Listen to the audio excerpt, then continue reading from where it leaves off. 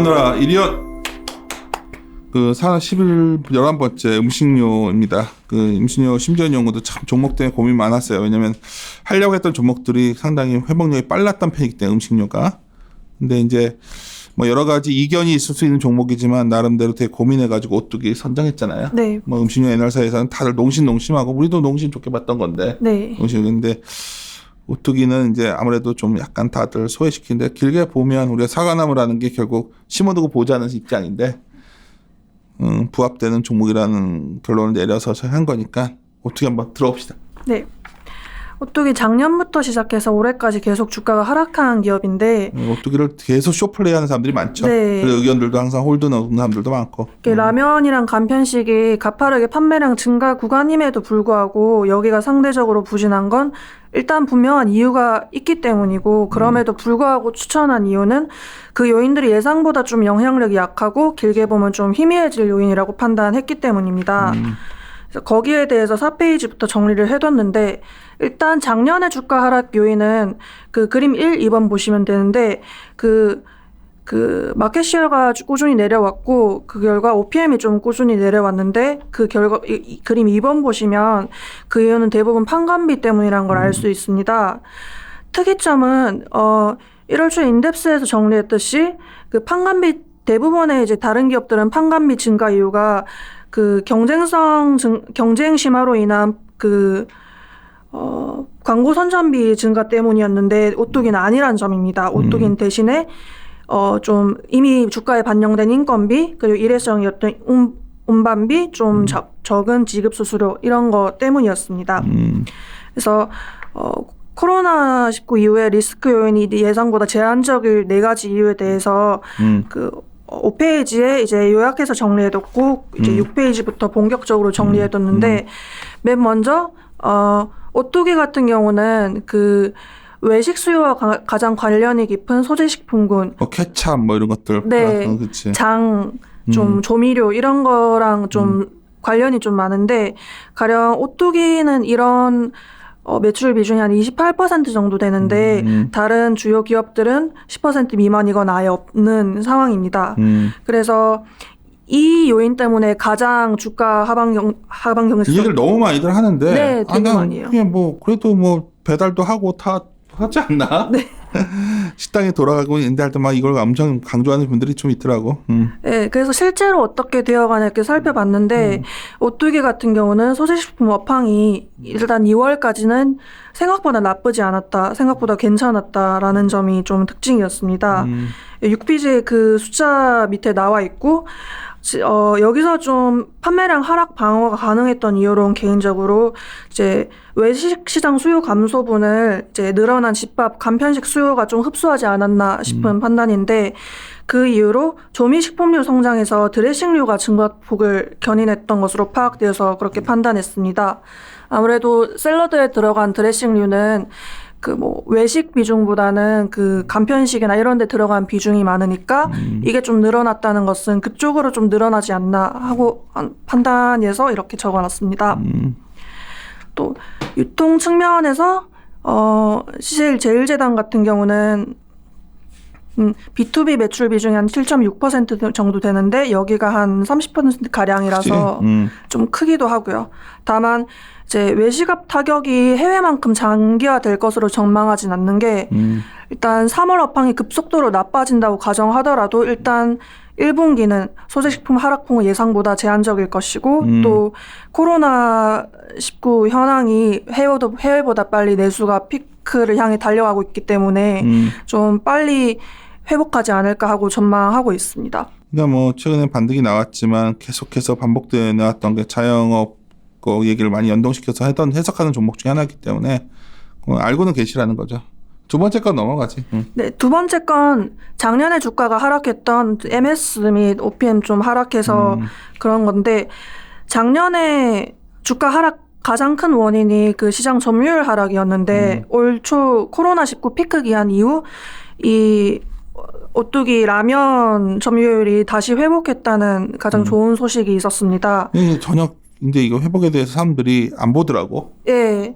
진라면 쪽이랑 상당히 좋아졌는데 안 보려고 하는 것 같아요. 이게 MS 이제 마켓의 회복의 이유로 뭐 뒤에서 좀 나오지만 소비자들이 좀 가성비를 따지는 경우가 늘지 않았나 하고 판단하고 있습니다. 8페이지 밑에 이제 영업이익률 관련해서는 그 그림 17 보면 나와 있는데요. 작년에 좀 가파르게 하락했습니다. 이게 경쟁사도 하락했지만 여기에 가파르게 하락한 이유가 앞서서 정리한 판관비 증가 이런 것 때문인데 9페이지 중간 보시면 이제 수익성 회복 좀 안정적으로 생각하고 있는 또 다른 이유가 있습니다. 이제 라면 시장이 오뚜기가 계속 가격을 고정시키기 때문에 다른 회사들도 따라서 올리지 못하는 그런 구조에 놓여 있는데 이걸 좀 반대로 생각하면은 시장 내에서 가격 인상을 주도할 수 있는 파워가 있고 또 좀 필요 이상으로 수익성이 악화됐을 때 이런 가격 인상이랑 조커 카드가 여전히 남아 있는 상황으로 해석됩니다. 세 번째 좀 이제 리스크 요인으로 꼭 꼽히고 있는 게 이익 레버리지 수준에 대한 우려인데 일단 다른 경쟁사들은 19년도에 뭐 그 광고 선전비라던가 아니면 신규 투자라던가 이런 데 비용을 많이 써서 실적이 주춤했던 적이 있습니다. 여기에 대해서 10페이지 그림 21번 보시면 되는데 이 경우에 이제 올해부터 경쟁사가 이런 이익 레버리지 그 모멘텀을 기대 가능한 상황이고 여기 관련해서는 오뚜기가 확실하게 이번 연도까지는 그런 이익 레버리지 기대 수준이 좀 낮은 건 사실입니다. 하지만 작년 말부터 시작해서 특히 올해 상당 투자가 늘어나는 추이를 가장 많이 고려하고 있는데 가령 올해 정식 완공 예정인 연구소에서 HMR에 집중할 전망이라던가 이런 점 많이 고려를 했기 때문에 빠르면 21년부터 이 오뚜기도 이익 레버리지 투자를 많이 했다는 거 아니야? 네, 투자를 많이 했어요. 해가지고 뭐 좀 이렇게 그 얘기를 갖다 또 이제 재무적으로 해석을 하신 분들이 좀 있었던 건데 또 많이 마무리된 것 같고. 네, 이제 마지막으로 이제 해외 매출 비중 이 얘기를 많이 하죠. 예, 이 얘기 굉장히 많이 하세요. 해외 매출 비중이 중요한 이유가 일반적으로 해외 사업부가 마진이 좀 더 높아요. 라면 같은 경우도 해외에서 좀 비싸게 팔리기 때문에. 얘들은 못 팔지 않냐? 뭐 이거지. 네. 그래서 여기 관련해서는 일단 2월 이후 전체적으로 좀 라면 수출이 크게 올랐고 라면 외에도 좀 쌀 가공식품, 뭐 김치 이런 이제 저장이 용이한 식품 관련된 수품목 수출이 굉장히 빠르게 올라오고 있는 추이입니다. 그래서 이제 전체적 시장 외형이 늘어날 때 동사도 이제 같이 늘어나지 않을까 하고 있는 그런 판단입니다. 근데 이제 좀 투자적으로 좀 볼 수 있는 것들이 뭐가 있는 거지? 추가 투자 포인트 이제 말씀드리자면 일단 코로나19를 겪으면서 음식료가 크게 8가지 포인트로 이제 트렌드가 전환이 되고 있는데 13페이지 표 1번에 그 트렌드를 정리해 두었습니다. 이 트렌드 중에 특히 한 3가지 정도 포인트로 해서 이 회사가 가장 잘 맞아떨어지고 있는데 첫 번째는 전체적으로 외식이나 신선식에서 가공식품으로 빠르게 넘어오고 있습니다. 그러니까. 네. 그러니까 예전에 비해서 그러니까 어떤 포트폴리오가 유리할지 많이 달라진 상황이에요. 그래서 이 동사의 포트폴리오가 작년보다 훨씬 유리해졌다. 이게 핵심 포인트고요. 그러니까 온라인 판매가 늘어나도 얘네가 이렇게 나쁠 이유가 없는 거거든? 네. 근데 왜 이렇게들 그렇게 음식료 애널들이 이렇게 막 이 회사만 나오면 쌈치 찍히고서 안 좋게 얘기하는지 모르겠어. 아니, 나는 대놓고 얘기하는 편이니까 신념 정보 맞잖아. 어디 가서 얘기하면 싫어하거든, 어떻게 얘기하면. 아무래도 뭐 경쟁사 농심이 제일 좋거든. 네. 우리도 농심 하려고 했어, 사실은. 근데 농심, 그러니까 비교의 상대 과정을 보는 거죠, 어떤 기업들이. 네. 근데 올해 분명히 이게 나아지는 게 있는데 언급들 안 하고 웬만하면 계속 안 좋게를 얘기하려는 것 같아서 오케이 넘어갑시다. 그러다 정하게 된 건데. 두 번째, 세 번째로 원래대로라면 좀 음식료 기업들이 프리미엄 라인, 가성비 라인 이렇게 투트랙 전략을 채택했었는데 코로나19 이후에 아무래도 좀 이 시기에 소득 감소가 전망되면서 뭐 최소 1년간은 사람들이 가성비 제품을 다시 쫓을 시기가 올 것이다 이렇게 추측되고 있습니다. 그 측면에서는 국민 가격 밀어오던 오뚜기에 좀 많이 유리한 상황이고 이것 때문에 MS가 좀 올라왔다고 판단하고 있습니다. 그래서 인시학 확산도 마찬가지이고 밑에 지배구조 개편. 사실 이게 오뚜기에 가장 이미지 안 좋은 거예요. 오뚜기 라면이라는 게 있단 말이야. 네. 알잖아. 그러니까 그게 이제 라면만 수익률 좋고 얘한테 안 주는 거 아니냐는데 이거 시장에 다 알아가지고 이제 한부 좀 그렇잖아요 이제. 네.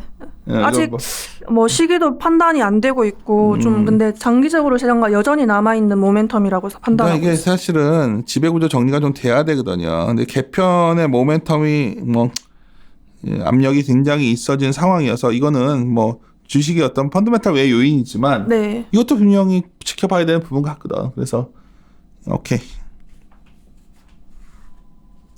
그래서 전체 실적은 어떻게 보고 있어요? 실적 16페이지부터 이제 정리를 해두었는데 일단 1분기 약간 보수적으로 마진을 좀 추정을 했고 2분기부터 마진이 좀 더 나아지는 그런 방향으로 추정을 했습니다. 그래서 2020년 위기 상황을 발판 삼아서 2021년부터 본격적으로 슈팅한다 이렇게 추정해두었습니다. 나는 그림 3사가 그림 34를 보면서 어마어마하게 이거는 사실 내려와 있잖아요. 네. 밸류에이션으로 보면. 그러니까 우리가 찾고자 하는 거는 그런 변화의 가능성이 분명히 있는데 주가는 뭐 저 밸류에이션 저 밑바닥에 여전히 뭐 주가 단계 좀 올라오고 그렇게 있는 거를 좀 찾아봤던 건데 특히 이런 업종일수록 성장성이 뛰어난 업종이 아니니까 그런 면에서 본다면은 선정이 됐는데 음식료 업종이라는 게 이번 코로나 사태에 좀 독특했잖아요. 상대적으로 굉장히 견고했던 편이고 네. 그래서 종목 찾기가 더 어려웠던 상황이었고 사실. 네, 많이 고민했었어요. 그래요. 그래서 나도 10년여 고민해서 담은 내용이니까 한번 자료에 참 많은 걸 담아놨어요. 그러니까 좀 보시고 참고하시고 하시죠. 하여튼 열심히 뛰어다니고 있는데 하여튼 10년 연구원도 많이 지켜봐 주시고 마무리 짓도록 하겠습니다. 예. 이리 오너라. 이리 온.